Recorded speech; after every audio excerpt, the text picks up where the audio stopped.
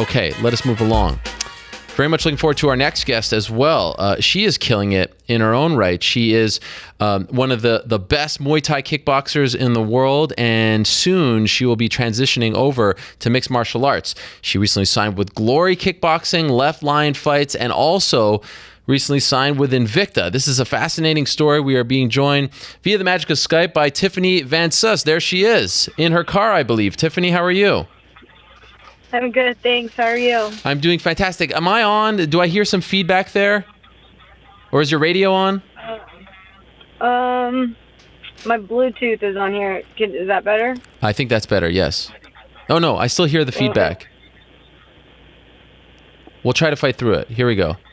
It's pretty much down now. Okay, that's good. Where are you, by the way? Are you in the parking lot or something?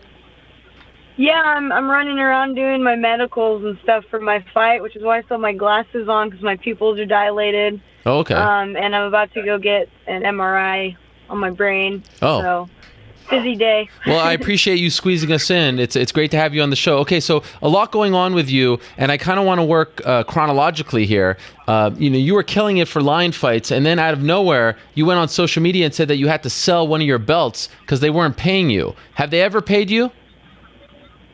Yeah, I was paid. The issue was resolved. Everything's all good, and I'm ready to just move forward from here. Okay, but did you feel like they paid you because you went on social media, like you sort of forced their hand? Yeah, you know what? Closed mouths don't get fed, and I was very, very patient, and there was a lot of unreturned correspondences, and I finally had to speak out, and unfortunately, it came to that, but luckily we were able to resolve it. I was paid, and here I am now. Did you actually sell the belt, or you didn't have to get to that point? No, fortunately, it didn't come to that. And were you a free agent, or did they cut ties because they just couldn't afford you anymore? That was my last fight with them was the last fight on my contract, so I was a free agent. Did they even entertain the idea of bringing you back? Or did you not even want to go back? I didn't want to go back. I think it was just, at that point in time, I'd done everything that I could, everything that I wanted to do within Lion Fight, and all signs pointed to moving on. So sure enough. And here you are, and things have worked out. Were you worried, though? Because Glory doesn't really have a women's division. So were you worried that there would not be that many options for you in female kickboxing? MMA was kind of the plan after Lion Fight anyway. So I'd already planned to sign with an MMA promotion and to start doing that. But then we got the call from Glory, and they were interested. So as soon as we got that call, that was awesome. Wow. So I was really, really excited when that call came in, and so of course we wanted to sign with Glory. And then it just worked out that I was also able to sign with Invicta. So are you just doing sort of feature fights for Glory, or are they going to build a whole division around you and have a belt and all that stuff? From what I hear, it's looking like there might be a division built around this. So right now this would just be a feature fight, and then we'll see what happens after that. But I mean, that'd be great to be a Glory World Champion as well. Were you prepared though to never, fight in kickboxing again and transition fully to mixed martial arts? Yeah, it would come to that. I knew that Muay Thai and kickboxing was something I could probably always find my way back to eventually. But yeah, I was prepared to fully just soak up the MMA scene. Why leave something that you're so good at and go to this world that you're somewhat of a novice? I believe you're 1-1 in MMA. Is that accurate? I have not had like a professional sanctioned MMA fight. Okay, amateur? Is it fair to call it amateur? Yeah, okay. Fair to call it amateur. Why would you leave? And you're relatively young. Why leave the world that you were dominating to go to a new world? Why did you want to do that? I'm young, but I'm not that young. It's time to start making some money. I want to be able to set myself up for a very comfortable future. And unfortunately, it wasn't just one or two promotions. I mean, the sport of Muay Thai in America is just not that popular. And it was just getting kind of frustrating, a little disheartening. And I felt like I did as much as I could and stuck in as long as I could, but it was also time, and there's so much opportunity knocking, it was time to answer the door to that and finally do MMA. You live now in Bali, correct? Correct, yeah. How big is female Muay Thai over there? It's non-existent. Non-existent, geez. Yeah. So you had to make the move, and now you go to Invicta as well. Is it just a coincidence that Glory and Invicta are with Fight Pass, or did the UFC people help broker this deal as well? I think it was just a coincidence that it worked out that way. Okay. When are you? Because your Glory debut is May 13th in California. Correct. When's your Invicta debut? It's looking like September 23rd. Oh, look at this! Some breaking news. Who are you fighting? I'm not sure. I'm not looking too far past 2 weeks from now. That is true, right? But will you be fighting at 115 in MMA? Yes. Okay. How on a scale of 1 to 10, how comfortable are you on the ground these days? Getting there. Every day is a new challenge and a new adventure working on the ground, but I'm confident in my instructors, my coaches, and confident that when it does time to hit the ground in the cage, that I'll be fully prepared. When you do make your MMA debut officially for Invicta, will you be training out of Bali still, or are you going to come to the United States?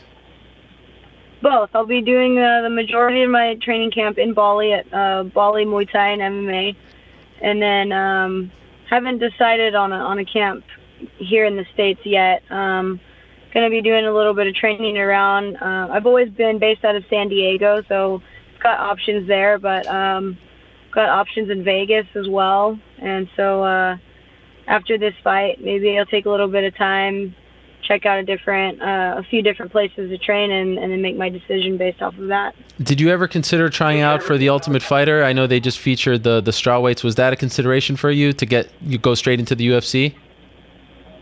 No, you couldn't pay me enough money to be in that house and to do that. Why not? You're not a fan of the reality show? Absolutely not, no. Oh, okay. You don't strike me as the type that would be a fan, to be honest, after talking to you for a little bit. Part of the interest in coming to MMA, was that because you saw, how big Ronda has gotten and Miesha Tate and these people? Do you feel like that's just smart? Like, if Muay Thai was paying you and you were fine there, would you have just stayed there? But because these women are becoming megastars, is that part of the reason why you want to do it as well? No, it's not really. It's about the money a little bit, but for the most part, if Muay Thai paid what MMA pays, then I'd be happy doing that forever. But for the entire length of my Muay Thai career, people have been asking me, when are you going to do MMA? Are you going to transition to MMA? And I've always been like, no, I'll wait. No, I'm really happy doing Muay Thai. But it finally just got to a point where I'm like, you know what? I got to at least give it a shot. I'm young enough. I've got the skills enough. I've got the resources. So, I don't want to think what if. I don't want to spend my whole life wondering, like, what if I did do MMA? So I felt like, I had won a few titles in Muay Thai, a few different weight classes. I felt like I've done a lot for the sport, done a lot for myself. I'm proud of what I've done in Muay Thai, and so I figured, why not pursue something else? Why not give it a shot and at least see how it goes? Yeah, I love it. I think you're the perfect fighter for Invicta because you have a name, you have a very loyal following. You coming over there is a big event, so I think it makes a lot of sense for them. Now, correct me if I'm wrong here. You have a background in karate. You used to practice karate as a youngster, and you were only allowed to start fighting once you turned 18. Your parents didn't allow you to actually compete. Is that accurate? Yeah, pretty much. I competed in karate tournaments, which is not full contact. It's, forms and point sparring. When I started learning Muay Thai at the age of about 16, I had expressed interest in, taking a fight, and they were just not having it. And so I figured, they wouldn't really have any say once I was 18 and I could sign my own release. Wow. So that's what happened. What a rebel. Were they pissed at you when you did this? Not really mad. They're more nervous than anything. Kind of like, can't believe you're doing this, and just one, right? And I figured, yeah, because my intention really was I wanted to do it just to see if I could do it, like, because I was tired of point sparring from karate, like like light to no contact. I wanted to try just one full contact fight. I just wanted to try one Muay Thai fight, and one turned into 2, turned into 3 and 4, and then that was that. Now here you are 9 years later, and this is your career. What did you want to do? Like, did you even have any aspirations? Like, what do you think Tiffany would be doing with her life if you didn't find this? Oh man, the plan was to be like a strength and conditioning coach or an athletic trainer. Okay. But now I can't even imagine my life, anywhere else. I can't imagine doing anything else. I feel like I was born to do this. It's amazing how that works out. Now, do your parents support your career now? Do they watch your fights? Yeah, they're at every fight. They fully support it. I mean, at times it is hard for them to watch. They'll watch through their fingers like this, Yeah. But no, they see how much I put into it, and they see that it wasn't just a phase, and that this is my career, and they're fully supportive. And when you actually go and fight and all that, your friends, are they like the people that you grew up with? They're not in this sport? I'm imagining. Like, do they think you're crazy for doing this, or maybe originally? I was always a little bit of a rebel, a little bit of a wild child, as far as athletics and stuff go. Growing up, like on the soccer field, I was always. I grew up playing soccer my entire life. I was pretty aggressive. I pole vaulted in high school. Wow. I was always competing in karate, so I don't think anyone's really too surprised that I ended up being a professional fighter. Pole vaulting, that's amazing. I haven't met a lot of pole vaulters in my day. Do you still do that? No, I only did that in high school. Wow, were you good? I held the record at my high school for a while. Look at you. Wow, well done. Yeah. So how do you transition from kickboxing to MMA? I mean, obviously there's the discipline of kickboxing in MMA, but how are you going to go back and forth? Because you want to focus on one thing at a time, right? It can get a little bit confusing, I would imagine. So how are you going to juggle those two balls? Right now, obviously, since I've got a kickboxing fight coming up, yeah.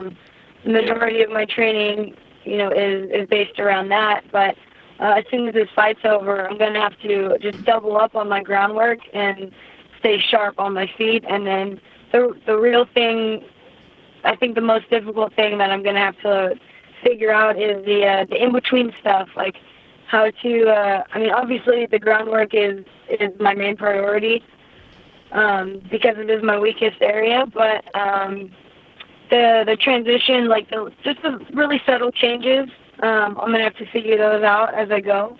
But I don't think it should be too much of a problem. I've been training MMA and helping out, some of the girls in the UFC, like Carla Esparza. I've been working with Jessica Penne, and for years I've been sparring partners with them. I've been, learning from them a little bit here and there. So I'm not completely foreign and completely new to MMA, but now it's just really about sinking my teeth into the groundwork and training it for myself instead of as a partner to help these other girls. Do you feel like you're on the cusp of big sponsorships, really people coming on board and jumping on the time bomb, because you've been sort of, tucked away in the Muay Thai world, but you see what some of these women are getting. Like, are you itching for that? Do you feel like that's right around the corner for you? Yeah, it's only a matter of time. I like the confidence. Is the goal to end up in the UFC? Do you want to eventually fight in the UFC? Of course, yeah. Oh, all right. I wasn't sure. I don't want to do it I don't want to do this just to do it halfway. If I'm going to do it, I'm going to do it right. Go big or go home. Absolutely. How far away do you think you are from that? Like in your mind, 2 years, 3 years, 1 year? What do you envision? Maybe 1 to 2 years. Okay. What a story that would be. All right, but first things first, it's Glory on May 13th in California, and your fight will actually be on Fight Pass as well, correct? You'll be on the Fight Pass portion of the card? Great. That's big. But not for a title? Yeah. No. Okay. All right. Well, I look forward to it. Great to have you on the show. I wish you the best, and thank you for squeezing us in with all these appointments, all the stuff that you have to do before the fight. I appreciate that greatly. Thank you for having me. It's a pleasure. All right, there she is. Time Bomb. What a great nickname. Tiffany van Soest. She'll be making her Glory debut on May 13th. She'll be making her Invicta debut, as you just heard, on September, what did she say, 23rd?